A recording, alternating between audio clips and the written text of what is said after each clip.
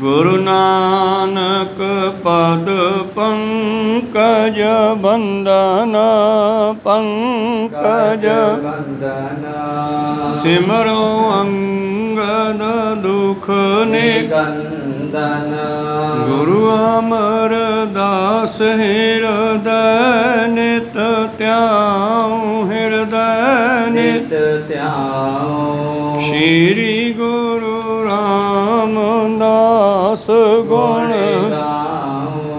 ਗੁਰੂ ਅਰਜਨ ਬਿਗਨਨ ਕੇ ਨਾਸ਼ਕ ਬਿਗਨਨ ਕੇ ਨਾਸਕ ਸ਼੍ਰੀ ਹਰਿ ਗੋਬਿੰਦ ਸੁਮਤ ਪਰਗਾਸਕ ਸ਼੍ਰੀ ਹਰਿ ਰਾਏ ਨਮੋ ਕਰ ਜੋੜੀ ਨਮੋ ਕਰ ਜੋੜੀ ਸ਼੍ਰੀ ਹਰਿ ਕ੍ਰਿਸ਼ਨ ਮਨਾਵਹੁਰੀ ਗੁਰੂ ਤੇਗ ਬਹਾਦਰ ਪਰਮ ਕਿਰਪਾਲਾ ਪਰਮ ਕਿਰਪਾਲਾ ਸ਼੍ਰੀ ਗੁਰੂ ਗੋਬਿੰਦ ਸਿੰਘ ਬਿਆਲਾ ਤਰੋ ਤਰਾ ਪਰ ਪੁਨ ਪੁਨ ਸੀਸਾ ਪੁਨ ਪੁਨ ਸੀਸਾ ਬੰਦੋਂ ਬਾਰ ਬਾਰ ਜਗਦੀਸਾ ਏਕ ਓੰਕਾਰਾ ਸਤਿਗੁਰ ਤੇਹ ਪ੍ਰਸਾਦ ਸਚ ਹੋਏ ਵਾਹਿਗੁਰੂ ਜੀ ਕੀ ਫਤਿਹ ਹੈ ਵਿਘਨ ਵਿਨਾਸ਼ਨ ਸੋਏ ਵਾਹਿਗੁਰੂ ਜੀ ਕੀ ਫਤਿਹ ਹੈ ਵਿਘਨ ਵਿਨਾਸ਼ਨ ਸੋਏ ਦੋਹਰਾ ਨਿਤ ਅਭਿਆਸੀ ਕਰ ਟਿਕ ਹੈ ਮਿਲੋ ਰਹੇ ਤਿਨ ਸੰਗ ਸੋ ਅਯੁਧ ਪਟ ਹਾਥ ਕੀ ਕਿਉ ਨਾ ਕਾਜ ਕੀ ਜੰਗ ਵਾਹਿਗੁਰੂ ਜੀ ਕਾ ਖਾਲਸਾ ਵਾਹਿਗੁਰੂ ਜੀ ਕੀ ਫਤਿਹ। ਆਓ ਗੁਰੂ ਪਿਆਰੇ ਗੁਰੂ ਸਵਾਰੇ ਸਤਸੰਗੀ ਜਨੋ ਰੋਜ਼ਾਨਾ ਦੀ ਤਰ੍ਹਾਂ ਪਾਤਸ਼ਾਹ ਜੀ ਕੀ ਅਪਾਰ ਕਿਰਪਾ ਬਖਸ਼ਿਸ਼ ਦਾ ਸਦਕਾ ਪਿਛਲੇ ਪਹਿਰਾਂ ਦੇ ਦੀਵਾਨ ਸਜਾਉਂਦੇ ਹੋਏ ਆਪ ਜੀ ਗੁਰੂ ਚਰਨਾਂ ਵਿਖੇ ਹਾਜ਼ਰੀਆਂ ਲਵਾ ਰਹੇ ਹੋ। ਆਓ ਲੜੀਵਾਰ ਇਤਿਹਾਸ ਦੀ ਕਥਾ ਵਿਚਾਰ ਨਾਲ ਜੁੜਨਾ ਕਰੀਏ ਜੀ। ਧੰਨ ਧੰਨ ਸ੍ਰੀ ਗੁਰੂ ਗੋਬਿੰਦ ਸਿੰਘ ਜੀ ਮਹਾਰਾਜ ਸਿੰਘਾਂ ਨੂੰ ਜੰਗ ਦੇ ਅਨੇਕਾਂ ਤਰ੍ਹਾਂ ਦੇ ਅਸੂਲ ਸਿਖਾ ਰਹੇ ਸਨ। ਕਹਿ ਰਹੇ ਸੀ ਕਿ ਸਿੰਘ ਨੂੰ ਹਮੇਸ਼ਾ ਅਭਿਆਸ ਕਰਦੇ ਰਹਿਣਾ ਚਾਹੀਦਾ। ਨਿਸ਼ਾਨੇਬਾਜ਼ੀ ਦਾ, ਸ਼ਸਤਰਬਾਜ਼ੀ ਦਾ, ਨੇਜੇਬਾਜ਼ੀ ਦਾ, ਗੱਤਕੇਬਾਜ਼ੀ ਜਿਸ ਨੂੰ ਅਸੀਂ ਕਹਿੰਦੇ ਹਾਂ, ਗੱਤਕਾ ਖੇਡਣਾ, ਇਹ ਅਸੀਂ ਕੇਵਲ ਤੇ ਕੇਵਲ ਅੱਜ ਕੱਲ੍ਹ ਲਗਭਗ ਉਦੋਂ ਹੀ ਸ਼ਸਤਰ ਚੱਕਦੇ ਹਾਂ ਜਦੋਂ ਗੱਤਕਾ ਖੇਡਣਾ ਹੁੰਦਾ, ਜਦੋਂ ਕੋਈ ਸਮਾਗਮ ਹੁੰਦਾ ਵੱਡਾ। ਗੁਰੂ ਚਰਨਾਂ ਵਿੱਚ ਲਵਾਈਏ ਹਾਜ਼ਰੀਆਂ, ਗੁਰੂ ਕਾ ਬਖਸ਼ਿਆ ਫਤਿਹ ਦਾ ਨਾਅਰਾ ਕਰੀਏ ਬੁਲੰਦ ਗੱਜ ਕੇ ਆਖੀਏ ਜੀ ਵਾਹਿਗੁਰੂ ਜੀ ਕਾ ਖਾਲਸਾ ਵਾਹਿਗੁਰੂ ਜੀ ਕੀ ਫਤਿਹ। ਦੋਹਰਾ ਨਿਤ ਅਭਿਆਸੀ ਕਰ ਟਿਕ ਹੈ ਮਿਲੋ ਰਹੇ ਤਿਨ ਸੰਗ। ਇਸ ਤਰ੍ਹਾਂ ਸਿੰਘੋ ਰੋਜ਼ ਸ਼ਸਤਰਾਂ ਦਾ ਅਭਿਆਸ ਕਰਨ ਨਾਲ ਹੱਥ ਟਿਕ ਜਾਂਦਾ ਹੈ। ਜਿਸ ਤਰ੍ਹਾਂ ਅਰਜਨ ਦਾ, ਪਾਂਡਵਾਂ ਦੇ ਅਰਜਨ ਦਾ ਕਿੰਨਾ ਅਭਿਆਸ ਹੋਵੇਗਾ ਤੀਰ ਕਮਾਨ ਦੇ ਵਿੱਚ, ਬਈ ਉਸਨੇ ਤੇਲ ਦੇ ਵਿੱਚ ਦੇਖ ਕੇ ਤੀਰ ਦੇ ਨਾਲ ਮੱਖੀ ਦੀ ਅੱਖ ਵਿੰਨੀ, ਮੱਛੀ ਦੀ ਅੱਖ ਵਿੰਨੀ। ਇਸੇ ਤਰ੍ਹਾਂ ਸਤਿਗੁਰੂ ਪਾਤਸ਼ਾਹ ਜੀ ਦਾ ਖੁਦ ਦਾ ਕਿੰਨਾ ਅਭਿਆਸ ਹੋਵੇਗਾ ਕਿ ਜਿਸ ਵੇਲੇ ਇੱਕ ਸੂਰਮਾ ਸਤਿਗੁਰਾਂ ਨੂੰ ਫੜਨ ਵਾਸਤੇ, ਜੰਗ ਕਰਨ ਵਾਸਤੇ ਆਇਆ ਤੇ ਆਪਣੇ ਆਪ ਨੂੰ ਲੋਹੇ 'ਚ ਲਪੇਟ ਕੇ ਲਿਆਇਆ, ਭਾਵ ਸਿਰ ਤੋਂ ਪੈਰਾਂ ਤੱਕ ਲੋਹੇ ਨਾਲ ਢੱਕਿਆ ਹੋਇਆ ਆਪਣੇ ਆਪ ਨੂੰ ਬਚਣ ਵਾਸਤੇ। ਤੇ ਗੁਰੂ ਸਾਹਿਬ ਨੂੰ ਇਹ ਫੜਨਾ ਚਾਹੁੰਦਾ, ਖੁਦ ਜਾਨ ਦੇਣ ਤੋਂ ਡਰਦਾ ਹੈ। ਤੇ ਪਾਤਸ਼ਾਹ ਉਹਨੂੰ ਕਹਿੰਦੇ ਲੈ ਵੀ ਤੈਨੂੰ ਪਹਿਲਾਂ ਵਾਰ ਦਿੱਤਾ, ਉਹਨੇ ਵਾਰ ਕੀਤਾ, ਕਹਿੰਦੇ ਇੱਕ ਹੋਰ ਦਿੱਤਾ। ਪਾਤਸ਼ਾਹ ਨੇ ਆਪਣਾ ਘੋੜਾ ਹਿਲਾ ਕੇ ਫਿਰ ਬਚਾ ਲਿਆ। ਕਹਿੰਦੇ ਤੈਨੂੰ ਇੱਕ ਵਾਰੀ ਹੋਰ ਵਾਰ ਦਿੱਤਾ। ਉਸ ਨੇ ਫਿਰ ਸਤਿਗੁਰਾਂ ਦੇ ਤੀਰ ਮਾਰਿਆ ਤੇ ਤੀਰ ਜਿਹੜਾ ਹੈ ਉਹ ਪੇਟੀ ਦੇ ਵਿੱਚ ਦੀ ਲੱਗਦਾ ਹੋਇਆ ਥੋੜ੍ਹਾ ਜਿਹਾ ਧੁੰਨੀ ਦੇ ਕੋਲ ਜਾ ਕੇ ਖੁੱਭਿਆ। ਉੱਥੇ ਫਿਰ ਕਿਹਾ ਜੱਬੈ ਬਾਣ ਲਾਗਿਓ ਤਬੈ ਰੋਸ ਜਾਗਿਓ। ਕਹਿੰਦੇ ਠਹਿਰ ਫਿਰ ਹੁਣ ਸਾਡਾ ਵੀ ਵਾਰ ਲੈਂਦਾ ਜਾ। ਉਹਦਾ ਖਿਆਲ ਸੀ ਕਿ ਮੇਰੇ ਕਿੱਥੇ ਮਾਰਨਗੇ, ਸਾਰੇ ਲੋਹਾ ਬੰਨ੍ਹਿਆ ਹੋਇਆ ਹੈ। पर सतगुरु पातशाह जी का निशाना ऐसा अचूक निशाना सी। सतगुਰਾਂ ने सारे शरीर ਨੂੰ ਇਹਦੇ ਨੂੰ ਪਹਿਲਾਂ ਹੀ ਭਾਂਪ ਲਿਆ ਤੇ ਕੰਨ ਕੋਲੋਂ ਜਿਹੜਾ ਹੈ ਉਹ ਥਾਂ ਨੰਗਾ ਹੈ। ਸੰਜੋ ਉੱਥੇ ਵੀ ਹੈ, ਉੱਥੇ ਵੀ ਸੰਜੋ ਦੀਆਂ ਮੋਰੀਆਂ, ਪਰ ਕਈ ਤੀਰ ਐਸੇ ਹੁੰਦੇ ਆ ਜਿਹੜੇ ਸੰਜੋ ਦੀ ਤਾਰ ਨੂੰ ਵੀ ਕੱਟ ਜਾਂਦੇ ਆ। ਤਲਵਾਰ ਮਾਰੀਏ ਤੇ ਸੰਜੋ ਕੱਟੀ ਨਹੀਂ ਜਾਂਦੀ, ਤੀਰ ਵਿੱਚ ਦੀ ਟੱਪ ਕੇ ਉਹਨੂੰ ਪਾੜ ਕੇ ਟੱਪ ਜਾਂਦਾ। ਤੇ ਪਾਤਸ਼ਾਹ ਜੀ ਨੇ ਫਿਰ ਇਹੀ ਠੀਕ ਸਮਝਿਆ ਤੇ ਆਪਣੇ ਘੋੜੇ ਨੂੰ ਹਿਲਾਉਂਦਿਆਂ ਹੋਇਆਂ ਬੜੀ ਤੇਜ਼ੀ ਫੁਰਤੀ ਦੇ ਨਾਲ, ਬਿਜਲੀ ਜਿੰਨੀ ਫੁਰਤੀ ਦੇ ਨਾਲ ਤੀਰ ਚਲਾਇਆ। ਉਹਨੂੰ ਪਤਾ ਵੀ ਨਹੀਂ ਲੱਗਿਆ ਕਿ ਕਦੋਂ ਤੀਰ ਉਹਦੇ ਇੱਧਰੋਂ ਟੱਪ ਕੇ ਤੇ ਇੱਧਰਲੇ ਪਾਸੇ ਨਿਕਲ ਗਿਆ ਤੇ ਦਾੜ ਦੇਣੇ ਘੋੜੇ ਤੋਂ ਜਾ ਡਿੱਗਿਆ ਤੇ ਫੌਜਾਂ ਭੱਜ ਗਈਆਂ ਉਸ ਦੀਆਂ ਵੀ ਜਰਨੈਲ ਮਾਰਿਆ, ਹੁਣ ਕਿੱਥੇ ਜਿੱਤੇ ਜਾਂਦੇ ਆ। ਸੋ ਇਸ ਕਰਕੇ ਗੁਰੂ ਸਾਹਿਬ ਆਪਣੇ ਸਿੰਘਾਂ ਨੂੰ ਇਹ ਯੁੱਧਬੰਦੀ ਦਾ, ਯੁੱਧ ਕਰਨ ਦਾ ਅਭਿਆਸ, ਹਥਿਆਰਾਂ ਦਾ ਅਭਿਆਸ ਹਮੇਸ਼ਾ ਕਰਨ ਦਾ ਹੁਕਮ ਦਿੰਦੇ ਹਨ। ਸੋ ਅਯੁੱਧ ਪਟ ਹੱਥ ਕੇ ਕਿਉ ਨਾ ਕਾਜ ਕੇ ਜੰਗ। ਜਿਸ ਯੋਧੇ ਦਾ ਹੱਥ ਸ਼ਸਤਰਾਂ ਤੇ ਟਿਕਿਆ ਹੋਵੇਗਾ ਉਹ ਜੰਗ ਦੇ ਮੈਦਾਨ ਵਿੱਚ ਕਿਉਂ ਨਹੀਂ ਕੰਮ ਆਵੇਗਾ। ਸਿਰ ਤਰ ਰੱਖੇ ਨਾ ਸ਼ਸਤਰ ਕੋ ਅਦਬ ਸਹਿਤ ਤਰ ਪਾਸ। ਕਦੇ ਵੀ ਜਦੋਂ ਅਸੀਂ ਪੈਨੇ ਆ ਤੇ ਸ਼ਸਤਰ ਨੂੰ ਸਿਰ ਦੇ ਥੱਲੇ ਨਾ ਰੱਖੋ। ਤੁਸੀਂ ਉੱਤੋਂ ਦੀ ਸ੍ਰੀ ਸਾਹਿਬ ਪਾਈ ਹੋਈ ਆ, ਜਦੋਂ ਬੈਠਣ ਲੱਗੋ ਤੇ ਪਹਿਲਾਂ ਸ੍ਰੀ ਸਾਹਿਬ ਨੂੰ ਹੱਥ ਪਾ ਕੇ ਝੋਲੀ 'ਚ ਰੱਖੋ। ਇਸ ਤਰ੍ਹਾਂ ਕਈ ਵਾਰੀ ਕਈਆਂ ਨੂੰ ਦੇਖਦੇ ਆ ਬਹਿੰਦੇ ਆ, ਚਾਣ ਚਾਕੀ ਬਹਿ ਜਾਂਦੇ ਆ ਤੇ ਸ੍ਰੀ ਸਾਹਿਬ ਹੇਠਾਂ ਆ ਜਾਂਦੀ ਹੈ ਲੱਤ ਦੇ। ਇੱਦਾਂ ਖਿਆਲ ਰੱਖਣਾ ਚਾਹੀਦਾ ਸਿੱਖ ਨੂੰ ਹਮੇਸ਼ਾ ਆਪਣੇ ਸ਼ਸਤਰ ਦਾ। ਉੱਠਣ ਲੱਗਿਆਂ ਬਹਿੰਦਿਆਂ ਹਮੇਸ਼ਾ ਖੱਬੇ ਹੱਥ ਦੇ ਨਾਲ ਉਹਨੂੰ ਸੈੱਟ ਕਰਦੇ ਰਹਿਣਾ ਚਾਹੀਦਾ। ਕੋਸ਼ਿਸ਼ ਕਰੋ ਸ਼ਸਤਰ ਉੱਤੋਂ ਦੀ ਪਾਇਆ ਜਾਵੇ।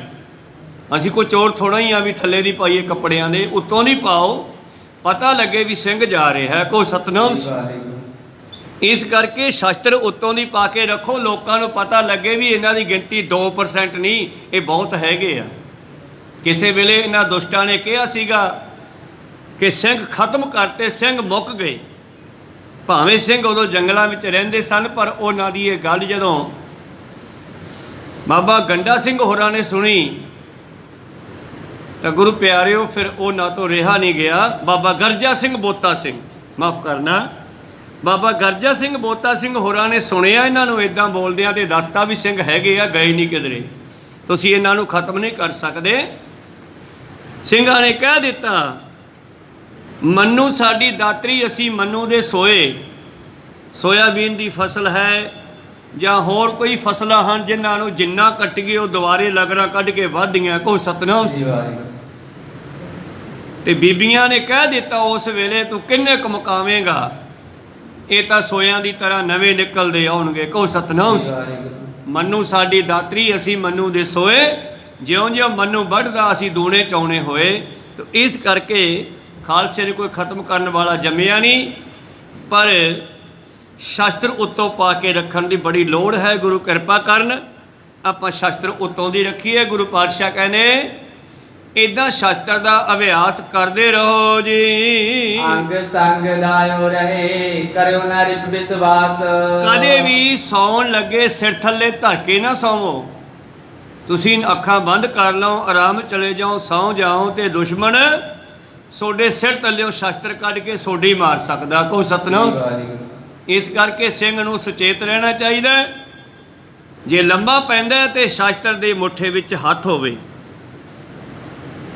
ਜੇ ਲੰਬਾ ਪੈਂਦਾ ਤਾਂ ਵੀ ਸ਼ਸਤਰ ਨੂੰ ਆਪਣੇ ਬਰਾਬਰ ਰੱਖੋ, ਅੰਗ ਸੰਗ ਲਾ ਕੇ ਰੱਖੋ, ਛਾਤੀ ਦੇ ਨਾਲ ਲਾ ਕੇ ਰੱਖੋ। ਕਦੇ ਵੀ ਅਵੇਸਲੇ ਹੋ ਕੇ ਸਰਾਣੇ ਵਾਂਗੂ ਸਿਰ ਥੱਲੇ ਰੱਖ ਕੇ ਨਹੀਂ ਪੈਣਾ ਜੀ ਦੋਹਰਾ। ਨਿਤ ਬ੍ਰਤ ਬੈਠੇ ਸਿੰਘ ਡਿਗ ਰਹਿਨੀ ਰਹਿਤ ਬਤਾਏ। ਇਉਂ ਮੇਰੇ ਪ੍ਰੀਤਮ ਜੀ ਰੋਜ਼ਾਨਾ ਹੀ ਸਿੰਘਾਂ ਨੂੰ ਕੋਲ ਬਿਠਾ ਕਰਕੇ ਅਨੇਕਾਂ ਤਰ੍ਹਾਂ ਦੀਆਂ ਰਹਿਤਾਂ ਬਹਿਤਾਂ ਜ਼ਿੰਦਗੀ ਦੇ ਵਿੱਚ ਰਹਿਣੀ ਬਹਿਣੀ ਸਹਿਣੀ ਕਹਿਣੀ ਆਦਿ ਅਨੇਕਾਂ ਤਰ੍ਹਾਂ ਦੇ ਗਿਆਨ ਉਪਦੇਸ਼ ਬਖਸ਼ਿਸ਼ ਕਰਦੇ ਹਨ। ਭਗਤ ਗਿਆਨ ਕੀ ਵਾਰਤਾ ਸੁਣੇ ਸਦਾ ਚਿਤ ਲਾਏ। ਜਿੱਥੇ ਪਾਤਸ਼ਾਹ ਜੰਗਾਂ ਦੀ ਗੱਲ ਸਮਝਾਉਂਦੇ ਆ ਉੱਥੇ ਪ੍ਰੇਮਾ ਭਗਤੀ ਵੀ ਸਮਝਾਉਂਦੇ ਆ, ਸਿਮਰਨ ਵੀ ਸਮਝਾਉਂਦੇ ਹੈ, ਕਿਉਂਕਿ ਸਿੱਖ ਜਿਹੜਾ ਹੈ ਦੋਨਾਂ ਚੀਜ਼ਾਂ 'ਚ ਪੂਰਾ ਹੋਣਾ ਚਾਹੀਦਾ ਹੈ। ਸਿਮਰਨ ਜਿਹੜਾ ਹੈ ਸਿੱਖ ਦਾ ਇਹ ਵੀ ਇੱਕ ਖੰਭ ਹੈ। ਬਾਣੀ ਬਾਣਾ ਪੰਖ ਪਛਾਣੋ ਸਿੰਘ ਗੁਰੂ ਦਾ ਪੰਛੀ ਜਾਣੋ। ਦੂਸਰੀਆਂ ਦੋ ਚੀਜ਼ਾਂ ਸੇਵਾ ਸਿਮਰਨ ਪੰਖ ਪਛਾਣੋ। ਸੇਵਾ ਜਿਹੜੀ ਆ ਹੁਣ ਆਪਾਂ ਕੇਵਲ ਲੰਗਰ ਵਰਤਾ ਕੇ ਸੇਵਾ ਕਰਦੇ ਹਾਂ, ਇਹੀ ਸੇਵਾ ਨਹੀਂ। ਕਿਸੇ ਦੁਖੀਏ ਦੀ, ਕਿਸੇ ਲੋੜਵੰਦ ਦੀ, ਕਿਸੇ ਅਨਾਥ ਦੀ, ਕਿਸੇ ਇਸਤਰੀ ਦੀ, ਕਿਸੇ ਮਨੁੱਖ ਦੀ, ਕਿਸੇ ਗਰੀਬ ਦੀ ਸਹਾਇਤਾ ਕਰਨਾ, ਔਖੇ ਵੇਲੇ ਮਦਦ ਕਰਨਾ, ਉਹ ਵੀ ਤਾਂ ਸੇਵਾ ਹੀ ਹੈ ਨਾ। ਔਰ ਸਤਿਗੁਰਾਂ ਦੀ ਹਜ਼ੂਰੀ ਵਿੱਚ ਬਹੁਤ ਸਾਰੇ ਲੋਕ ਐਸੇ ਆਉਂਦੇ ਸਨ ਰੋਂਦੇ ਹੋਏ, ਤੇ ਸਤਿਗੁਰੂ ਸਿੰਘਾਂ ਨੂੰ ਭੇਜ ਕੇ ਉਹਨਾਂ ਦਾ ਮਸਲਾ ਹੱਲ ਕਰਦੇ ਸਨ। ਜਿਵੇਂ ਇੱਕ ਬ੍ਰਾਹਮਣ ਆਇਆ ਸੀ, ਪਿੱਛੇ ਆਪਾਂ ਸਰਵਣ ਕੀਤਾ ਕਿ ਰਸਤੇ ਵਿੱਚੋਂ ਹੀ ਉਸ ਦੀ ਘਰ ਵਾਲੀ ਨੂੰ ਤੇ ਉਸ ਦੇ ਮੁਕਲਾਵੇ ਵਿੱਚ ਲਿਆਂਦਾ ਸਮਾਨ ਦਾਜ ਦਾ ਥੋੜ੍ਹਾ ਬਹੁਤ ਚੱਕਿਆ ਹੋਇਆ ਸੀ, ਤੇ ਉਹ ਖੋਹ ਕੇ ਲੈ ਗਏ ਸਨ ਲੋਕ। ਤੇ ਗੁਰੂ ਪਿਆਰਿਓ, ਪਠਾਨ ਲੈ ਗਏ ਸਨ ਖੋਹ ਕੇ, ਤੇ ਉਹ ਰੋਂਦਾ ਹੋਇਆ ਗੁਰੂ ਸਾਹਿਬ ਦੇ ਕੋਲ ਆਇਆ। ਸੰਸਕ੍ਰਿਤ ਦਾ ਸ਼ਬਦ ਹੈ ਕਿ ਤਰਾਹੇ ਮਾਮ ਬਚਾ ਲਓ। ਰੋਂਦਾ ਹੋਇਆ ਸਾਹਮਣੇ ਆਇਆ। ਪਾਤਸ਼ਾਹ ਕਹਿੰਦੇ ਕੀ ਹੋ ਗਿਆ? ਕਹਿੰਦਾ ਜੀ ਅਸੀਂ ਆ ਰਹੇ ਸੀ, ਕੁਝ ਪਠਾਨ ਰਸਤੇ ਵਿੱਚ ਮਿਲੇ, ਉਹ ਸਾਡੀ ਨਾਲ ਤਾਂ ਲੜਕੀ ਖੋਹ ਕੇ ਲੈ ਗਏ, ਮੇਰੀ ਘਰ ਵਾਲੀ ਤੇ ਨਾਲੇ ਸਮਾਨ ਖੋਹ ਕੇ ਲੈ ਗਏ। ਪਾਤਸ਼ਾਹ ਕਹਿੰਦੇ ਉਹ ਕਿੰਨੇ ਕੁ ਜਣੇ ਸੀ? ਕਹਿੰਦੇ ਜੀ ਉਹ 3 ਜਣੇ ਸੀ। ਤੇ ਤੁਸੀਂ? ਅਸੀਂ ਜੀ 25 ਮੂਰਤੀਆਂ। ਅਜੀਤ ਸਿਆ, ਪਹਿਲਾਂ ਇਹਨਾਂ ਮੂਰਤੀਆਂ ਦੀ ਗੱਲ ਵੱਢ ਦੇ। ਕਹੋ ਸਤਨਾਮ। ਪਹਿਲਾਂ ਇਹਨਾਂ ਦੀ ਗੱਲ ਵੱਢ। ਤੁਸੀਂ 25 ਜਣੇ, ਉਹ 3 ਜਣੇ। ਘਬਰਾ ਗਏ, ਇੱਕਦਮ ਡਰ ਗਏ। ਮੈਂ ਕਿਤੇ ਸਾਡੇ ਨਾਲ ਤਲਵਾਰ ਬਹਿ ਜੇ। ਹੁਣ ਪੈਰੀ ਪੈਂਦੇ ਆ, ਮਿੰਨਤਾਂ ਕਰਦੇ ਆ, ਮਹਾਰਾਜ ਬਖਸ਼ ਲਓ। ਕਹਿੰਦੇ ਬਖਸ਼ ਕੀ ਲਈਏ, ਇੰਨੇ ਬੰਦਿਆਂ ਦੇ ਹੁੰਦੇ 3 ਪਠਾਨ ਖੋਹ ਕੇ ਲੈ ਗਏ, ਤੁਹਾਡਾ ਫਾਇਦਾ ਕੀ ਨਾਲ ਜਾਣ ਦਾ।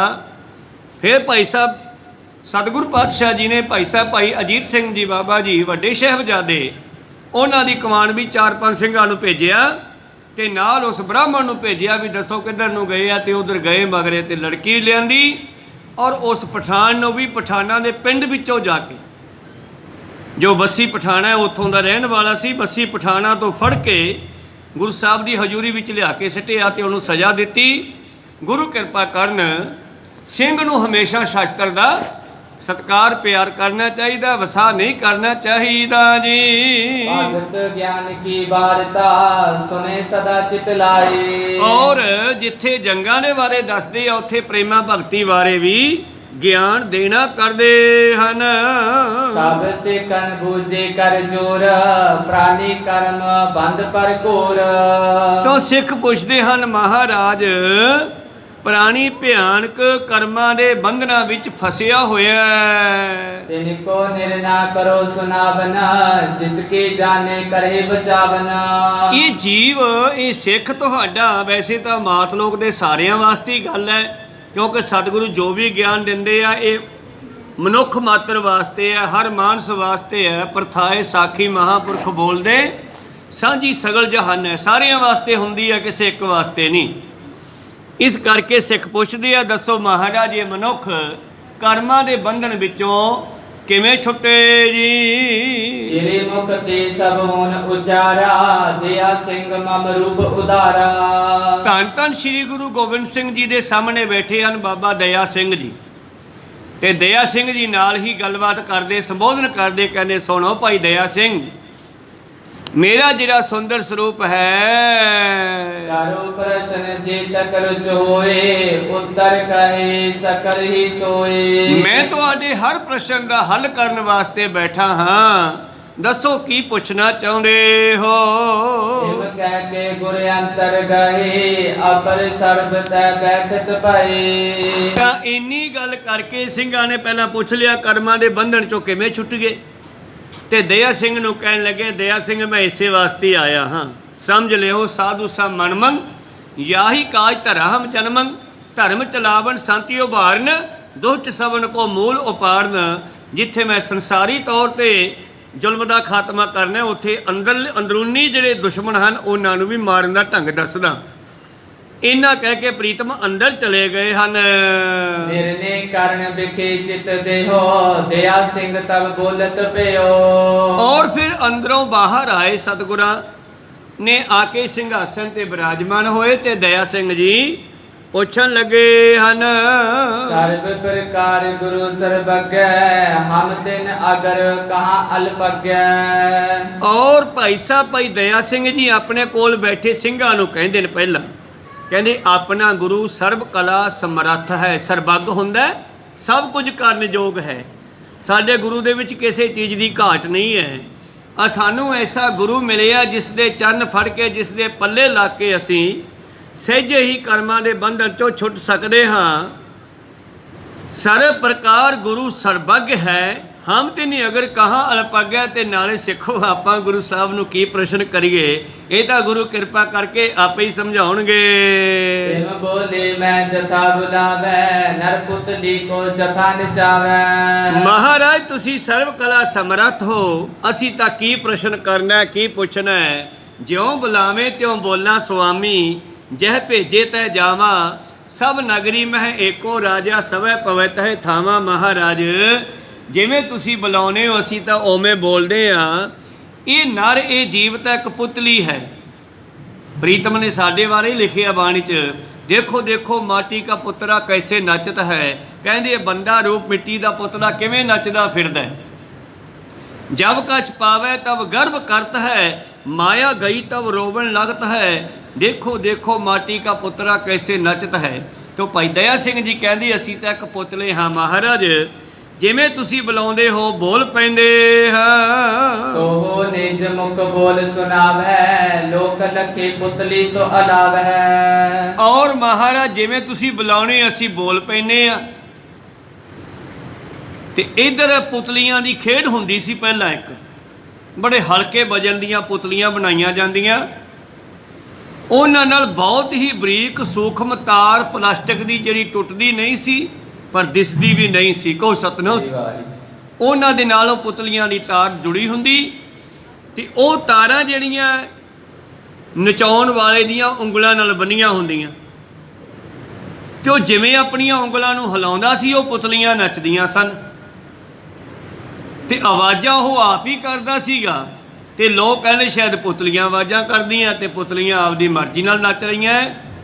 ਪਰ ਸਭ ਮਰਜ਼ੀ ਪਰਮੇਸ਼ਰ ਦੀ, ਗੁਰੂ ਦੀ ਚੱਲਦੀ ਹੈ। ਦਇਆ ਸਿੰਘ ਬੜਾ ਸੁੰਦਰ ਬਚਨ ਕਰਦੇ ਹੈ ਕਿ ਮਹਾਰਾਜ ਜਿਵੇਂ ਤੁਸੀਂ ਬੁਲਾਉਣੇ ਹੋ ਅਸੀਂ ਬੋਲ ਪੈਂਦੇ ਹਾਂ। ਲੋਕ ਕਹਿੰਦੇ ਆ ਫਲਾਨਾ ਬੋਲਿਆ, ਧਿਉਂਕਾ ਬੋਲਿਆ, ਪਰ ਨਹੀਂ, ਇਹ ਤੁਸੀਂ ਹੀ ਬੋਲਦੇ ਹੋ। ਜਿਵੇਂ ਪ੍ਰੀਤਮ ਦਾ ਬਚਨ ਇੱਥੇ ਲੱਗਦਾ ਹੈ, ਆਪੇ ਕੰਡਾ ਤੋਲ ਤਰਾਜੀ, ਆਪੇ ਤੋਲਣ ਹਾਰਾ, ਆਪੇ ਦੇਖੈ ਆਪੇ ਬੂਝੈ, ਆਪੇ ਹੈ ਬਣਜਾਰਾ। ਅੰਧਲਾ ਨੀਚ ਜਾਤ ਪਰਦੇਸੀ, ਖਿਨ ਆਵੈ ਤਿਲ ਜਾਵੈ, ਤਾਂ ਕਿ ਸੰਗਤ ਨਾਨਕ ਰਹਿੰਦਾ ਕਿਉਂ ਕਰ ਮੂੜਾ ਪਾਵੇ। ਇਸ ਕਰਕੇ ਉਹ ਆਪ ਹੀ ਸਾਡੇ ਵਿੱਚ ਆਪੇ ਸ਼ਬਦ, ਆਪੇ ਨਿਸ਼ਾਨ, ਆਪੇ ਸੁਰਤਾ, ਆਪੇ ਤਾਣ, ਆਪੇ ਸੁਰਤਾ ਆਪੇ ਜਾਣੀ, ਆਪੇ ਕਰ ਕਰ ਵੇਖੈ ਤਾਣ। ਆਪੇ ਹੀ ਬੰਦੇ ਵਿੱਚ ਤਾਕਤ ਭਰ ਕੇ ਇਹਨੂੰ ਫਿਰ ਚਲਾ ਕੇ ਵੇਖਦਾ, ਫਿਰ ਵੇਖਦਾ ਕਹਿੰਦੇ ਕਿਵੇਂ ਭੱਜਿਆ ਫਿਰਦਾ। ਜਿਵੇਂ ਟੈਲੀਵਿਜ਼ਨ ਵਾਲਿਆਂ ਨੇ ਸਭ ਤੋਂ ਪਹਿਲਾਂ ਜਦੋਂ ਇਹ ਟੈਲੀਵਿਜ਼ਨ ਬਣਾਇਆ ਹੋਊਗਾ, ਫਿਰ ਇਹਦੇ ਵਿੱਚ ਫੋਟੋਆਂ ਭਜਾਈਆਂ। ਜਿੰਨੀਆਂ ਵੀ ਫਿਲਮਾਂ ਹੁੰਦੀਆਂ ਨੇ, ਫੋਟੋਆਂ ਹੁੰਦੀਆਂ ਖਿੱਚੀਆਂ ਹੋਈਆਂ, ਉਹ ਬਾਰ-ਬਾਰ ਬੜੀ ਸਪੀਡ ਨਾਲ ਫੋਟੋ ਬਦਲਦੀ ਹੈ ਤੇ ਆਪਾਂ ਨੂੰ ਐਂ ਲੱਗਦਾ ਸ਼ਾਇਦ ਭੱਜੇ ਫਿਰਦੇ ਆ ਬੰਦੇ ਵਿੱਚ। ਕਹੋ ਸਤਨਾਮ। ਤੇ ਜਦੋਂ ਪਹਿਲੀ ਵਾਰ ਉਹ ਚੱਲਿਆ ਹੋਊਗਾ ਤੇ ਸਾਇੰਸਦਾਨਾਂ ਨੇ ਵੀ ਕਿਹਾ ਹੋਊਗਾ ਵੇਖੀ ਉਹ ਕਿੱਡਾ ਵਧੀਆ ਚੱਲ ਪਿਆ, ਕਿਵੇਂ ਚੱਲਦਾ, ਕਿੱਡਾ ਸੋਹਣਾ ਲੱਗਦਾ। ਐਵੇਂ ਪਰਮੇਸ਼ਰ ਸਾਨੂੰ ਕਹਿੰਦਾ, ਜਿਨ ਉਪਾਈ ਰੰਗ ਰਵਾਈ ਬੈਠਾ ਵੇਖੈ, ਵੱਖ ਅਕੇਲਾ ਸਾਨੂੰ ਵੇਖ ਵੇਖ ਕੇ ਖੁਸ਼ ਹੁੰਦਾ ਕਿਵੇਂ ਭੱਜਿਆ ਫਿਰਦਾ। ਗੁਰੂ ਪਾਤਸ਼ਾਹ ਕਿਰਪਾ ਕਰਦੇ ਹਨ। ਭਾਈ ਦਇਆ ਸਿੰਘ ਜੀ ਕਹਿੰਦੇ ਮਹਾਰਾਜ ਇਹ ਸਭ ਤੁਹਾਡੀ ਕਿਰਪਾ ਨਾਲ ਹੀ ਹੈ। ਪੂਰਬ ਸੁਨੋ ਕਰਮ ਕੀ ਗਾਥਾ, ਨਰਕ ਸੁਰਗ ਹੋਏ ਜਿਨ ਫਲ ਸਾਥਾ। ਸੋ ਨਿਜਮੁਖ ਬੋਲ ਸੁਣਾਵੇ, ਲੋਗ ਲਖੇ ਪੁਤਲੀ ਸੋ ਅਲਾਵੇ। ਤਾਂ ਸਤਿਗੁਰੂ ਪਾਤਸ਼ਾਹ ਜੀ ਨੇ ਇਹ ਦਇਆ ਸਿੰਘ ਨੂੰ ਹੁਕਮ ਲਾਤਾ ਵੀ ਤੂੰ ਸੁਣਾ ਇਹ ਕਥਨ, ਇਹ ਬਚਨ ਤੂੰ ਸੁਣਾ। ਤੇ ਦਇਆ ਸਿੰਘ ਸੁਣਾਉਣ ਲੱਗੇ ਹਨ। ਗੁਰੂ ਪਿਆਰਿਓ, ਗੁਰੂ ਸਾਹਿਬ ਨੇ ਕਿਰਪਾ ਕੀਤੀ। ਦਇਆ ਸਿੰਘ ਨੇ ਦੱਸਣ ਤੋਂ ਪਹਿਲਾਂ ਕੀ ਕਿਹਾ, ਇਹ ਤੁਹਾਡੀ ਕਿਰਪਾ ਨਾਲ ਹੀ ਬੋਲਦੇ ਆ। ਐਂ ਤਾਂ ਨਹੀਂ ਕਿਹਾ ਜੀ ਹਾਂ ਜੀ ਮੈਂ ਕਥਾ ਕਰਦਾ, ਫਿਰ ਤਾਂ ਗੱਲ ਗਲਤ ਹੋ ਜਾਂਦੀ ਨਾ। 10ਵੇਂ ਪਾਤਸ਼ਾਹ ਜੀ ਨੂੰ ਅਕਾਲ ਪੁਰਖ ਕਹਿੰਦੇ ਜਾਓ ਦੁਸ਼ਟ ਦਮਨ, ਦੁਨੀਆ ਵਿੱਚੋਂ ਜ਼ੁਲਮ ਦਾ ਖਾਤਮਾ ਕਰੋ ਤੇ ਧਰਮ ਨੂੰ ਜਿਹੜਾ ਹੈ ਕਾਇਮ ਕਰੋ, ਪੰਥ ਦੀ ਸਾਜਨਾ ਕਰੋ। ਕਿ ਉੱਥੇ ਕੰਮ ਤਾਂ ਭਾਵੇਂ ਦੁਸ਼ਟ ਦਮਨ ਭਾਵ ਗੁਰੂ ਗੋਬਿੰਦ ਸਿੰਘ ਜੀ ਨੇ ਕਰਨਾ ਸੀਗਾ, ਪਰ ਉਹ ਵੀ ਉੱਥੇ ਕਹਿੰਦੇ ਮੈਂ ਹੱਥ ਬੰਨ੍ਹ ਕੇ ਬੇਨਤੀ ਕੀਤੀ ਵੀ ਐਡਾ ਵੱਡਾ ਕੰਮ ਇੱਥੋਂ ਇਕੱਲੇ ਤੋਂ ਨਹੀਂ ਹੋਣਾ। ਕੋ ਸਤਨਾਮ ਠਾੜ ਭਇਓ ਮੈਂ ਜੋਰ ਕਰ, ਬਚਨ ਕਹਾ ਸਿਰ ਨਿਆਏ, ਪੰਥ ਚੱਲੇ ਤਬ ਜਗਤ ਮੇਂ ਜਬ ਤੁਮ ਕਰੋ ਸਹਾਏ। ਤੇ ਪਰਮੇਸ਼ਰ ਨੇ ਵੀ ਅਸੀਸ ਦਿੱਤੀ, ਮੈਂ ਆਪਣਾ ਸੋ ਤੋਹੇ ਨਿਵਾਜਾ, ਪੰਥ ਪਰਚੁਰ ਕਰਬੇ ਕੋ ਸਾਜਾ, ਜਾਏ ਜਹਾਂ ਤੈ ਧਰਮ ਵਿਥਾਰੋ, ਦੁਸ਼ਟ ਦੋਖੀਅਨ ਪਕੜ ਪਛਾਰੋ। ਮੇਰੇ ਪ੍ਰੀਤਮ ਜੀ ਕਹਿੰਦੇ ਇਸ ਕਰਕੇ ਸਿੱਖੋ ਆਓ ਭਾਈ ਦਇਆ ਸਿੰਘ ਜੀ ਕਰਮਾਂ ਦੇ ਪਰਥਾਏ 'ਚ ਕੀ ਗੱਲ ਸੁਣਾਉਂਦੇ ਹਨ। ਪੂਰਬ ਸੁਣੋ ਕਰਮ ਕੀ ਗਾਥਾ, ਸੁਣੋ ਕਰਮਾਂ ਦੀ ਗਾਥਾ। ਨਰਕ ਸੁਰਗ ਹੋਏ ਜਿਨ ਫਲ ਸਾਥਾ, ਜਿਨ੍ਹਾਂ ਦੇ ਕਾਰਨ ਬੰਦੇ ਨੂੰ ਨਰਕ ਤੇ ਸਵਰਗ ਮਿਲਦਾ ਹੈ। ਤੇ ਆਪਣੀ ਸਿੱਧੀ ਜਿਹੀ ਬੋਲੀ 'ਚ ਬੋਲ ਦਈਏ ਵੀ ਨਰਕ ਤੇ ਸਵਰਗ ਦਾ ਦੂਸਰਾ ਅਰਥ ਹੈ ਸੁੱਖ ਤੇ ਦੁੱਖ। ਦੁੱਖਾਂ ਵਿੱਚ ਜਿਹੜਾ ਰੂਪ ਹੈ ਉਹ ਨਰਕਾਂ ਦਾ ਹੈ ਤੇ ਸੁੱਖ ਸਵਰਗਾਂ ਦਾ ਰੂਪ ਹਨ। ਤੀਨ ਬੇਦਨ ਕੀ ਕਰਮ ਪਛਾਨ, ਸੰਚਤ ਪ੍ਰਾਲਬਧ ਕਰੇ ਮਾਨ। ਤਾਂ ਭਾਈ ਸਾਹਿਬ ਭਾਈ ਦਇਆ ਸਿੰਘ ਜੀ ਕਹਿਣ ਲੱਗੇ ਕਰਮ ਸਿੱਖੋ ਤਿੰਨ ਤਰ੍ਹਾਂ ਦੇ ਹੁੰਦੇ ਹਨ, ਇੱਕ ਸੰਚਿਤ, ਇੱਕ ਪ੍ਰਾਲਬਧ, ਇੱਕ ਕਿਰੇਮਾਨ। ਸੰਚਿਤ ਉਹ ਕਰਮ ਹਨ ਜਿਹੜੇ ਆਪਾਂ ਪਿੱਛੋਂ ਇਕੱਠੇ ਕਰ ਲਏ ਜੀ। ਕਰਕਸ਼ ਅੰਤੇ ਕਰਨ ਮਜਾਰ, ਤ੍ਰੈਬਿਦ ਬਾਣ ਸੇ ਬੈਸ ਬਿਹਾਰ। ਬਸ ਉਸੇ ਤਰ੍ਹਾਂ ਹੀ ਕਰਮਾਂ ਦੀ ਪੈਕਿੰਗ ਹੈ, ਸਮਝ ਲਓ ਜਿਵੇਂ ਪੱਥੇ ਦੇ ਵਿੱਚ ਤੀਰ ਹੁੰਦੇ ਆ। ਕੋ ਸਤਨਾਮ। ਪੱਥਾ ਹੁੰਦਾ ਨਾ ਤੀਰ ਕਮਾਨ ਵਾਲੇ ਕੋਲੇ, ਤੇ ਪੱਥਾ ਇੰਨਾ ਚੌੜਾ ਪੋਪਲਾ ਹੁੰਦਾ ਹੈ, ਉਹਦੇ ਵਿੱਚ ਤੀਰ ਪਾਏ ਹੁੰਦੇ ਨੇ, ਕੱਢ ਕੱਢ ਕੇ ਚਲਾਈ ਜਾਂਦਾ। ਇਸੇ ਤਰ੍ਹਾਂ ਹੀ ਮਾਨੋ ਜਿਵੇਂ ਭੱਥੇ ਵਿੱਚ ਤੀਰ ਹੁੰਦੇ ਹਨ, ਇਹ ਤਿੰਨ ਤਰ੍ਹਾਂ ਦੇ ਬਾਣ ਇਸ ਮਨੁੱਖ ਦੇ ਕੋਲ ਅੰਦਰ ਹੁੰਦੇ ਹਨ। ਚੇਤਨ ਆਤਮ ਛਾਇਆ ਜੋਏ, ਪ੍ਰਤਿਬਿੰਬਤ ਅੰਤੇ ਕਰਨ ਹੋਏ। ਚੇਤਨ ਆਤਮਾ ਦਾ ਜੋ ਛਾਇਆ ਹੈ ਅਰਥਾਤ ਜੋ ਆਭਾਸ ਹੈ, ਆਕਸ ਹੈ, ਜੋ ਸਾਨੂੰ ਦਿਸਦਾ ਹੈ, ਇਹਨੂੰ ਅੰਤਿਸ਼ ਕਰਨ ਕਹਿੰਦੇ ਹਨ। ਹਰ ਅਗਿਆਨ ਅੰਸ ਕੀ ਸਹਿਤ, ਤਿਸਮੇ ਕਰਮ ਬੀਜ ਗਨ ਰਹਿਤ। ਔਰ ਇਸ ਕਰਕੇ ਇਸ ਨੂੰ ਅੰਤਿਸ਼ ਕਰਨ ਕਹਿੰਦੇ ਹੈ। ਤੇ ਅਗਿਆਨ ਅੰਸ਼ ਦੇ ਸਮੇਤ ਅਗਿਆਨਤਾ ਦੇ ਵਿੱਚ ਕੀਤੇ ਹੋਏ ਕਰਮ। ਹੁਣ ਤਿੰਨ ਕਰਮ ਕਿਹੜੇ ਹਨ? ਪਹਿਲਾ ਤਾਂ ਭਾਈ ਸਾਹਿਬ ਨੇ ਕਿਹਾ ਸੀਗਾ ਸੰਚਿਤ ਕਰਮ। ਸੰਚਿਤ ਕਰਮ ਉਹ ਹੈ ਜਿਹੜੇ ਆਪਾਂ ਪਿਛਲੇ ਜਨਮਾਂ ਵਿੱਚ ਕੀਤੇ ਹੋਏ ਨੇ ਤੇ ਸਾਡੇ ਸੁਰਤੀ ਦੀ ਚਿੱਪ ਵਿੱਚ ਪਏ ਆ। ਸੌਖਾ ਸਮਝਾਉਣਾ ਹੋ ਗਿਆ ਨਾ, ਜਿਵੇਂ ਚਿੱਪ ਦੇ ਵਿੱਚ ਬਹੁਤ ਕੁਝ ਪੈ ਜਾਂਦਾ ਹੈ, ਸਾਡੇ ਦਿਮਾਗ ਦੇ ਵਿੱਚ ਵੀ ਇੱਕ ਮੈਮਰੀ ਆ। ਸਾਇੰਸਦਾਨਾਂ ਨੇ, ਡਾਕਟਰਾਂ ਨੇ ਖੋਜ ਕੀਤੀ ਆ, ਉਸ ਮੈਮਰੀ ਦੇ ਵਿੱਚ ਬਹੁਤ ਕੁਝ ਭਰਿਆ ਪਿਆ। ਔਰ ਪ੍ਰੀਤਮ ਨੇ ਲਿਖਤਾ ਜਪਜੀ ਸਾਹਿਬ ਦੇ ਵਿੱਚ, ਜੋ ਕਿਛ ਪਾਇਆ ਸੋ ਏਕਾ ਵਾਰ, ਕਰ ਕਰ ਵੇਖੈ ਸਿਰਜਣਹਾਰ। ਪਰਮੇਸ਼ਰ ਨੇ ਇੱਕ ਜੀਵ ਨੂੰ ਦੁਨੀਆ ਵਿੱਚ ਭੇਜ ਕੇ ਜੋ ਜ਼ਿੰਦਗੀ 'ਚ ਦੇਣਾ ਹੈ, ਜਨਮ ਤੋਂ ਲੈ ਕੇ ਮੌਤ ਤੱਕ, ਉਹ ਸਾਰੀ ਪੈਕਿੰਗ ਇੱਕੋ ਵਾਰੀ ਇਹਦੀ ਮੈਮਰੀ ਵਿੱਚ ਰੱਖ ਦਿੱਤੀ। ਇਹਨੂੰ ਜ਼ਿੰਦਗੀ 'ਚ ਆ ਮਿਲਣਾ ਚਾਹੀਦਾ। ਕੋ ਸਤਨਾਮ। ਸੰਚਿਤ ਕਰਮ ਔਰ ਪ੍ਰਾਲਬਧ। ਪ੍ਰਾਲਬਧ ਕਰਮ ਕਿਹੜੇ ਹਨ? ਜੋ ਇਸ ਨੂੰ ਜ਼ਿੰਦਗੀ ਵਿੱਚ ਮਿਲਣਾ ਹੈ ਕਿਰਿਆਮਾਨ ਕਿਰਤ ਕਰਕੇ। ਚੇਤਨ ਆਤਮ ਛਾਇਆ ਜੋਏ, ਪ੍ਰਤਿਬਿੰਬਤ ਅੰਤੇ ਕਰਨ ਹੋਏ। ਜੋ ਆਤਮਾ ਹੈ, ਸਾਡੀ ਚੇਤਨਾ ਹੈ, ਜੋ ਇਸ ਦੀ ਛਾਇਆ ਹੈ ਅਰਥਾਤ ਆਭਾਸ ਭਾਵ ਪਤਾ ਲੱਗਣਾ, ਇਹੋ ਜਿਹੜੀ ਹੈ ਇਹ ਪਹਿਲਾ ਕਰਮ ਹੈ। ਔਰ ਦੂਸਰਾ ਉਸ ਅਕਸ ਕਰਕੇ ਪ੍ਰਤਿਬਿੰਬਤ ਅੰਤ ਕਰਨ ਹੈ। ਜਿਵੇਂ ਬੀਜ ਜਿਹੜਾ ਹੈ ਉਹ ਪਹਿਲਾ ਕਰਮ ਹੈ, ਉਸ ਦਾ ਉਗਰ ਕੇ ਬਾਹਰ ਆ ਜਾਣਾ ਇਹ ਦੂਜਾ ਕਰਮ ਹੈ। ਔਰ ਤੀਸਰਾ ਕਰਮ ਕਿਹੜਾ ਹੈ? ਜਦੋਂ ਕੋਈ ਹੱਥੀ ਕਰਦਾ ਸਾਹਮਣੇ ਤੁਰੰਤ ਫਲ ਮਿਲਦਾ ਹੈ। ਹਰ ਅਗਿਆਨ ਅੰਸ ਕੀ ਸਹਿਤ, ਤਿਸਮੇ ਕਰਮ ਬੀਜ ਗਨ ਰਹਿਤ। ਔਰ ਤੀਸਰਾ ਹੈ ਅਗਿਆਨਤਾ ਦਾ ਕਰਮ। ਜੋ ਅਗਿਆਨਤਾ ਵਿੱਚ ਕਰਮ ਕਰਦੇ ਹਾਂ ਅਸੀਂ, ਜਿਸ ਤਰ੍ਹਾਂ ਮਨੁੱਖ ਅਗਿਆਨਤਾ ਦੇ ਕਾਰਨ ਦੁਖੀ ਹੁੰਦਾ ਹੈ, ਮੋਹ ਮਮਤਾ ਦੇ ਵਿੱਚ। ਬ੍ਰਹਮ ਗਿਆਨੀ ਹੈ ਭਾਈ ਭਿਖਾਰੀ ਜੀ, ਉਹਦਾ ਬੱਚਾ ਗੁਜ਼ਰ ਗਿਆ ਹੈ, ਉਹਨੂੰ ਕੋਈ ਫਰਕ ਨਹੀਂ, ਕੋਈ ਫਿਕਰ ਨਹੀਂ, ਕੋਈ ਉਸ ਨੂੰ ਜੀਵਨ 'ਚ ਫਰਕ ਨਹੀਂ ਪਿਆ, ਕਿਉਂਕਿ ਉਹਨੂੰ ਸਮਝ ਆ ਚੁੱਕੀ ਹੈ ਵੀ ਇਹਨੇ ਇੰਨਾ ਚਿਰ ਹੀ ਰਹਿਣਾ ਸੀ ਤੇ ਜਾਣ ਦਾ ਸਮਾਂ ਆ ਗਿਆ। ਭਾਈ ਬਿਧੀ ਚੰਦ ਜੀ ਹੱਸਦੇ ਹੱਸਦੇ ਹਰਗੋਬਿੰਦ ਸਾਹਿਬ ਨੂੰ ਕਹਿੰਦੇ ਆ, ਨਾਲੇ ਤੰਦਰੁਸਤ ਹੈ। ਆਪਾਂ ਤਾਂ ਕਹਿੰਦੇ ਆ ਬੰਦਾ ਸ਼ਾਇਦ ਬਿਮਾਰ ਹੋ ਕੇ ਮਰਦਾ ਹੈ, ਪਰ ਨਹੀਂ, ਬਿਧੀ ਚੰਦ ਜੀ ਕਹਿੰਦੇ ਜੀ ਮੇਰਾ ਸਮਾਂ ਆ ਗਿਆ। ਤੇ ਛੇਵੇਂ ਪਾਤਸ਼ਾਹ ਨੇ ਐ ਨਹੀਂ ਕਿਹਾ ਠਹਿਰੋ ਹਜੇ ਚੰਗਾ ਭਲਾ, ਕਹਿੰਦੇ ਠੀਕ ਆ ਭਾਈ ਤੇਰਾ ਸਮਾਂ ਆ ਗਿਆ ਤਾਂ ਤੂੰ ਜਾ। ਕਹੋ ਸਤਿਨਾਮ। ਇਹ ਉਹਨਾਂ ਨੇ ਵੇਖ ਲਿਆ, ਪ੍ਰਤੱਖ ਨੂੰ ਪ੍ਰਮਾਣ ਦੀ ਲੋੜ ਨਹੀਂ। ਔਰ ਭਾਈ ਬਿਧੀ ਚੰਦ ਜੀ ਕਹਿੰਦੇ ਜੀ ਇੱਕ ਮੈਨੂੰ ਤੁਸੀਂ ਇੱਧਰ ਕੰਮ ਭੇਜਿਆ ਸੀ, ਉੱਥੇ ਇੱਕ ਸਾਧੂ ਹੈ, ਉਹ ਨਾਲ ਗੱਲਬਾਤ ਹੋਈ ਸੀ, ਉਹ ਮੈਨੂੰ ਕਹਿੰਦਾ ਇਕੱਠੇ ਚੱਲਾਂਗੇ ਆਪਾਂ। ਕਹਿੰਦੇ ਜਾਓ ਫਿਰ ਉਹਦੇ ਕੋਲੇ ਪਹੁੰਚੋ, ਉਹਦਾ ਵੀ ਟਾਈਮ ਨੇੜੇ ਆ, ਤੇਰਾ ਵੀ ਨੇੜੇ ਆ, ਇਕੱਠੇ ਜਾਓ। ਕਹੋ ਸਤਿਨਾਮ। ਐਸੀਆਂ ਐਸੀਆਂ ਘਟਨਾਵਾਂ ਸਤਿਗੁਰਾਂ ਦੇ ਇਤਿਹਾਸ ਵਿੱਚ ਪਈਆਂ ਨੇ। ਪ੍ਰੀਤਮ ਜੀ ਕਹਿੰਦੇ ਅਗਿਆਨਤਾ ਦੇ ਵਿੱਚ ਕੀਤੇ ਹੋਏ ਕਰਮ ਜਿਹੜੇ ਹਨ, ਔਰ ਤਿਸਮੈ ਕਰਮ ਬੀਜ ਗੁਣ ਰਹਿਤ, ਉਹ ਕਰਮ ਬੀਜਾਂ ਦੇ ਰੂਪ ਪਏ ਨੇ। ਤੇ ਬੀਜ ਕਿੰਨਾ ਚਿਰ ਨਹੀਂ ਫਲ ਦਿੰਦਾ? ਜਿੰਨਾ ਚਿਰ ਉਹ ਬੁਖਾਰੀ 'ਚ ਪਿਆ, ਜਿੰਨਾ ਚਿਰ ਬੋਰੀ 'ਚ ਪਿਆ, ਜਿੰਨਾ ਚਿਰ ਉਹ ਬੀਜ ਨੂੰ ਤਿੰਨ ਚੀਜ਼ਾਂ ਨਹੀਂ ਮਿਲਦੀਆਂ, ਧਰਤੀ, ਰੋਸ਼ਨੀ ਸੂਰਜ ਦੀ ਔਰ ਪਾਣੀ, ਉਹਨਾਂ ਚਿਰ ਉਹ ਬੀਜ ਫਲ ਨਹੀਂ ਦਿੰਦਾ। ਇਵੇਂ ਅੰਦਰ ਸਾਡੇ ਕਰਮਾਂ ਦੇ ਬੀਜ ਸੁਰਤੀ ਦੇ ਭੱਥੇ ਵਿੱਚ ਤੀਰਾਂ ਵਾਂਗੂ ਪਏ ਰਹਿੰਦੇ ਹਨ। ਅੰਤੇ ਕਰਨ ਆਪ ਜੜ ਆਹੈ, ਜਬ ਲੋ ਸੱਤਾ ਚੇਤਨ ਨ ਲਹੈ। ਅੰਤਿਸ਼ ਕਾਰਨ ਖੁਦ ਜੜ ਹੈ, ਉਹ ਬੀਜਾਂ ਨੂੰ ਪੈਦਾ ਨਹੀਂ ਕਰ ਸਕਦਾ ਜਿੰਨਾ ਚਿਰ ਇਸ ਦੇ ਨਾਲ ਚੇਤਨ ਸਤਾ ਨਹੀਂ ਰਲਦੀ। ਸਭ ਲੋ ਕਰਮ ਧਰਨ ਸਮਰੱਥ ਨਹਿ, ਚੇਤਨ ਛਾਇਆ ਤੇ ਸਮਰੱਥ ਲਹੈ। ਉਹਨਾਂ ਚਿਰ ਕਰਮ ਕੁਛ ਨਹੀਂ ਕਰ ਸਕਦਾ ਜਿੰਨਾ ਚਿਰ ਚੇਤਨਾ ਨਾਲ ਨਹੀਂ ਰਲਦੀ। ਕੋਈ ਸਾਨੂੰ ਪਿੱਠ ਪਿੱਛੇ ਗਾਲਾਂ ਕੱਢੀ ਜਾਂਦਾ, ਕੱਢੀ ਜਾਵੇ, ਅਸੀਂ ਸੁਣੀਏ ਨਹੀਂ ਹਜੇ ਤੱਕ। ਉਹ ਸਤਿਨਾਮ।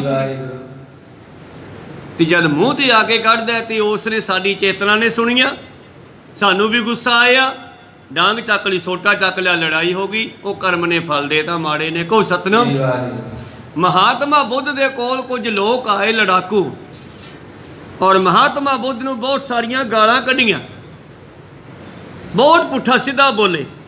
ਕਹਿੰਦੇ ਮਹਾਤਮਾ ਬੁੱਧ ਬੈਠੇ ਸੁਣਦੇ ਰਹੇ, ਉਹ ਬੋਲ ਬਾਲ ਕੇ ਆ ਕੇ ਚਲੇ ਗਏ। ਉਹਦੇ ਚੇਲੇ ਕਹਿੰਦੇ ਮਹਾਰਾਜ ਤੁਸੀਂ ਕੁਛ ਵੀ ਨਹੀਂ ਕੀਤਾ, ਇਹ ਤੁਹਾਨੂੰ ਇੰਨੀਆਂ ਗਾਲਾਂ ਦੇ ਕੇ ਗਏ ਆ। ਮਹਾਤਮਾ ਬੁੱਧ ਦਾ ਬੜਾ ਸੁੰਦਰ ਜਵਾਬ ਸੀਗਾ। ਕਹਿਣ ਲੱਗੇ ਐਂ ਦੱਸੋ, ਜੇ ਕੋਈ ਬੰਦਾ ਚੀਜ਼ ਦੇਵੇ, ਠੀਕ ਹੈ, ਤੇ ਲੈਣ ਵਾਲਾ ਲਵੇ ਨਾ, ਫਿਰ ਉਹ ਕਿਹਦੀ ਹੋਈ? ਕਹਿੰਦੇ ਜਿਹੜਾ ਦਿੰਦਾ ਉਸੇ ਦੀ ਹੋਈ। ਕਹਿੰਦੇ ਫਿਰ ਆਪਾਂ ਲਈਆਂ ਹੀ ਨਹੀਂ ਗਈਆਂ, ਉਹਨਾਂ ਕੋਲ ਹੀ ਰਹਿ ਗਈਆਂ। ਕੋ ਸਤ ਭਾਵ ਉਹਨਾਂ ਨੇ ਚੇਤਨਾ ਨੂੰ, ਕਰਮ ਨੂੰ ਫਲ ਨਹੀਂ ਦੇਣ ਦਿੱਤਾਗਾ, ਉਹਨੂੰ ਪਾਣੀ ਨਹੀਂ ਦਿੱਤਾਗਾ।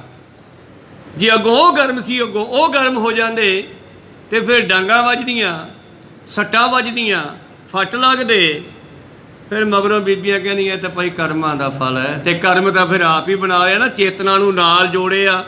ਜਿੰਨਾ ਚਿਰ ਬੀਜ ਨੂੰ ਪਾਣੀ ਨਹੀਂ ਮਿਲਦਾ, ਮਿੱਟੀ ਨਹੀਂ ਮਿਲਦੀ, ਰੋਸ਼ਨੀ ਨਹੀਂ ਮਿਲਦੀ, ਉਹਨਾਂ ਚਿਰ ਬੀਜ ਉਗਰ ਨਹੀਂ ਸਕਦਾ। ਭਾਈ ਸਾਹਿਬ ਜੀ ਕਹਿੰਦੇ ਇਸ ਤਰ੍ਹਾਂ ਅੰਤਿਸ਼ ਕਾਰਨ ਕੁਛ ਨਹੀਂ ਕਰ ਸਕਦਾ ਉਹਨਾਂ ਚਿਰ ਜਿੰਨਾ ਚਿਰ ਇਹਨੂੰ ਜੀਵਨ ਸਤਾ ਚੇਤਨਾ ਨਹੀਂ ਮਿਲਦੀ ਜੀ। ਅੰਤੇ ਕਰਨ ਅਹੇ ਮਨ ਜੋਏ, ਜਬ ਅਗਿਆਨ ਸਮੇਤੇ ਹੋਏ। ਅੰਤਿਸ਼ ਕਾਰਨ ਜਦੋਂ ਮਨ ਦੇ ਨਾਲ ਅਗਿਆਨਤਾ ਵਿੱਚ ਵਿਚਰਦਾ ਹੈ, ਤਬ ਸਮਰੱਥ ਕਰਮ ਧਰ ਸਾਰੇ, ਬਿਨ ਅਗਿਆਨ ਕਰਮ ਨੈ ਧਾਰੇ। ਔਰ ਬਹੁਤ ਸਾਰੇ ਕਰਮ ਜਿਹੜਾ ਹੈ ਇਹ ਜੀਵ ਅੰਤਿਸ਼ ਕਾਰਨ ਦੇ ਨਾਲ ਮਨ ਮਿਲ ਕੇ ਅਗਿਆਨਤਾ ਵਿੱਚ ਕਰਮ ਕਰਦਾ ਹੈ।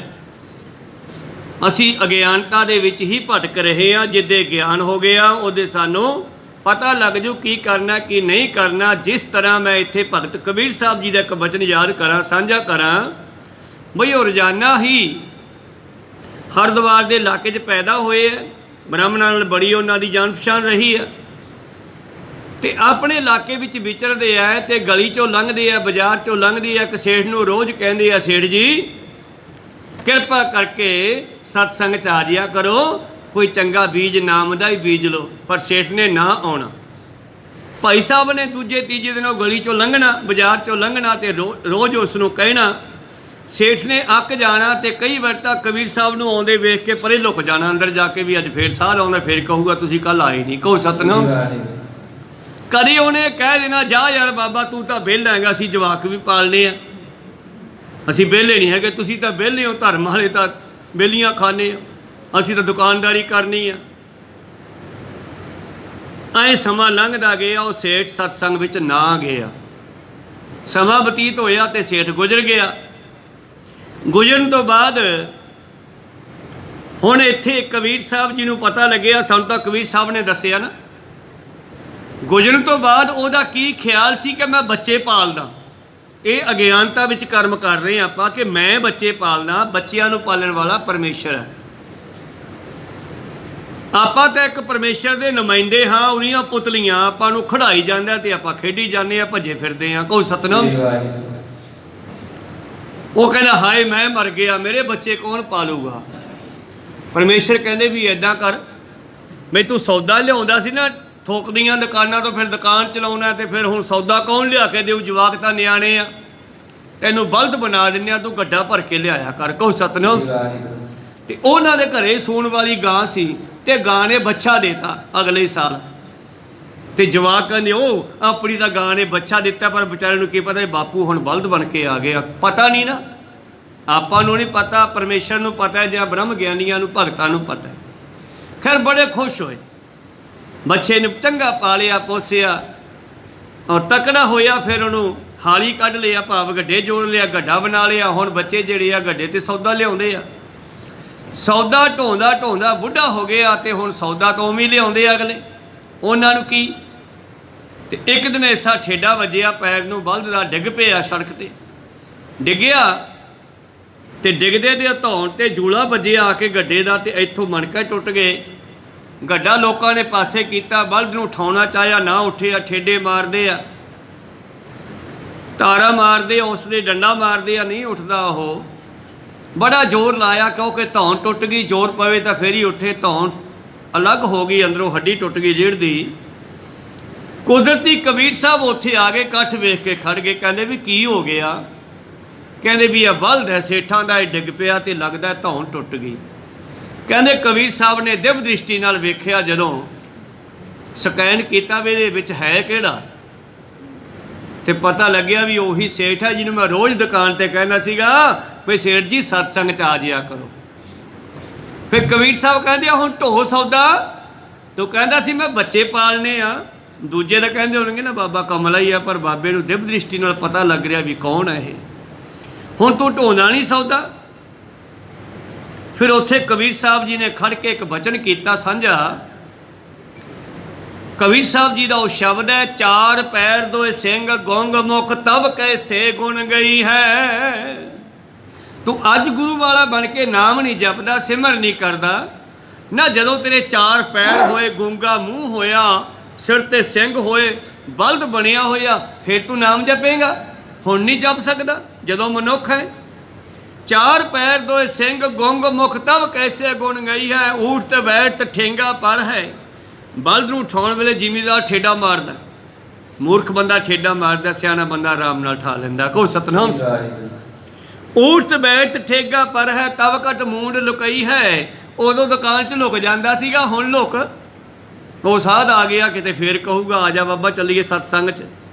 ਸਾਡਾ ਤਾਂ ਕੰਮ ਹੀ ਆ ਭਗਤਾਂ ਦਾ, ਨਾਮ ਜਪਣ ਵਾਲਿਆਂ ਦਾ। ਉਹਨਾਂ ਨੇ ਪ੍ਰਚਾਰ ਇਹੀ ਕਰਨਾ ਵੀ ਗੁਰੂ ਘਰ ਜਾਇਆ ਕਰੋ ਭਾਈ, ਸਤਸੰਗ ਕਰਿਆ ਕਰੋ। ਤਬ ਕਤ ਮੂੰਹ ਲੁਕਾਈਆ, ਹੁਣ ਕਿੱਥੇ ਮੂੰਹ ਲੁਕੋਏਗਾ।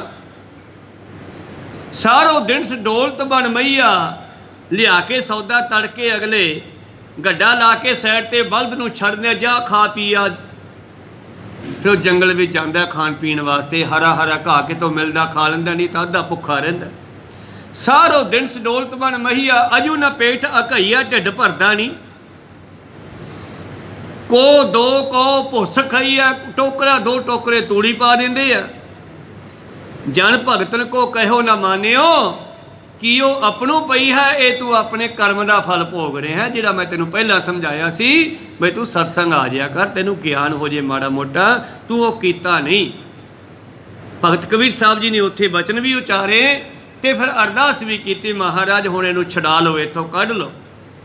ਉਹ ਬਲਦ ਦੀ ਜਾਨ ਛੁੱਟ ਗਈ, ਉਹ ਰੂਹ ਨਿਕਲ ਗਈ। ਖੈਰ ਮੇਰੇ ਪ੍ਰੀਤਮ ਜੀ ਕਹਿੰਦੇ ਜਿੰਨਾ ਚਿਰ ਇਸ ਜਿਹੜੇ ਸਾਡੇ ਅੰਦਰ ਕਰਮਾਂ ਦੇ ਬੀਜ ਪਏ ਨੇ, ਕੁਝ ਪਿਛਲੇ ਕਰਮ, ਪਰਾ ਲਵਦ ਪਹਿਲੇ ਰਚੀ ਪਾਛਾ ਰਚਿਓ ਸਰੀਰ, ਜੋ ਜੀਵਨ ਵਿੱਚ ਦੇਣਾ ਜ਼ਿੰਦਗੀ ਵਿੱਚ ਮਨੁੱਖ ਨੂੰ, ਉਹ ਪਰਮੇਸ਼ਰ ਨੇ ਪਹਿਲਾਂ ਰਚਤਾ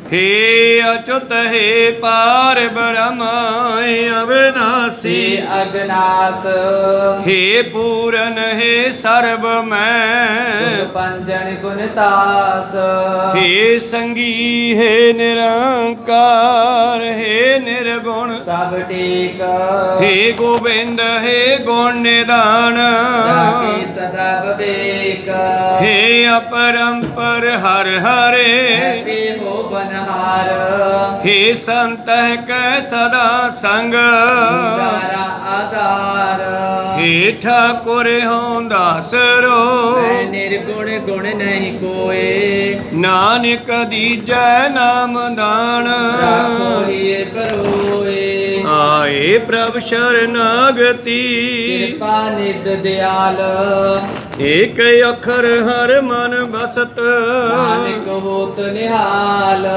एक ओंकारा सतगुरु तेह प्रसाद सच हुए वाहिगुरु जी की फतेह विघ्न है विनाशन सोए वाहिगुरु जी की फतेह विघ्न है विनाशन सोए ਵਾਹਿਗੁਰੂ ਜੀ ਕਾ ਖਾਲਸਾ ਵਾਹਿਗੁਰੂ ਜੀ ਕੀ ਫਤਿਹ। ਬਹੁਤ ਬਹੁਤ ਧੰਨਵਾਦ ਸਰਬੱਤ ਸੰਗਤਾਂ ਦਾ ਜਿਨ੍ਹਾਂ